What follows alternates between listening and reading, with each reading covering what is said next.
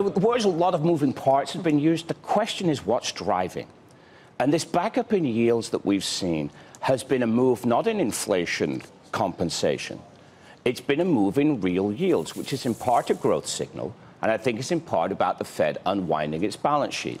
And yeah, you know, if you look at the equity market is, in a sense, you know, the multiple is, in a sense, like a bond yield. That's just turned upside down. So as these yields go higher, it provides a challenge. And the equity markets barely had a challenge. We had one blip early in the year on the unwinding of those volatility funds. And this is likely another mini correction. What's the downside from here? Oh, I don't know. We're nowhere near recession. Look, if you think recession as an event is nowhere in the numbers, and a recession event's normally a 20% drop. You know, these days 5% makes a correction. But I'm not here. I don't. As an economist, I can't look in increments of 3 to 5 days. An economist, I can look in increments of maybe 3 to 5. Okay, but you can look at the words that Jay Powell used last week. Was that a mistake? No. He's been a master of communication compared to. That's a good point, John. People have been lauding him until they weren't.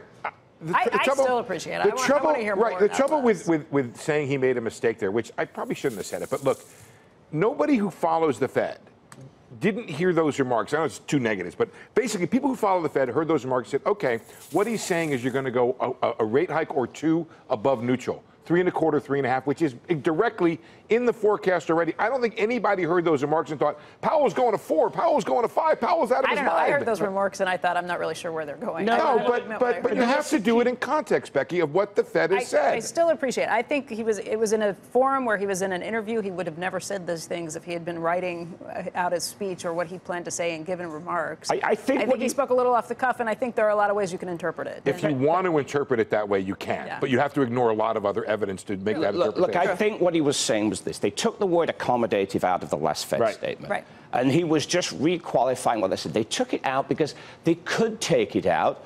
And the numbers, they said, look, we're not at neutral yet. You know, maybe it might have been better if they said, well, we're not at neutral yet. But the Fed's plotted out. It expects to see interest rates go, if things unfold, to a little shy of 3.5%, and moving very gradually. And, you know, I think that's right, because although inflation's contained, it's contained because the Fed has been adjusting rates higher. The Fed's not neutral.